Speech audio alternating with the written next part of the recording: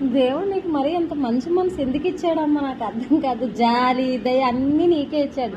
మరీ మంచితనం పనికిరాదమ్మా ఈ రోజుల్లోనా. నువ్వు మరీ అలా మంచితనం ఉండకూడదు.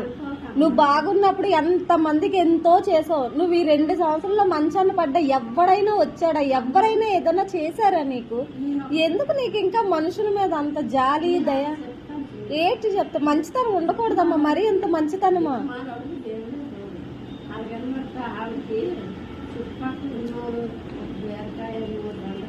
మరీ నీ అంత మంచితనం ఉండకూడదమ్మా. నువ్వు మరీ మంచితనంతో పుట్టిస్తావు, కానీ ఆ మంచితనంతోనే నీతో అందరూ ఆడుకొని నీ దగ్గర అన్నీ తినేసారు అందరూ. తప్పే.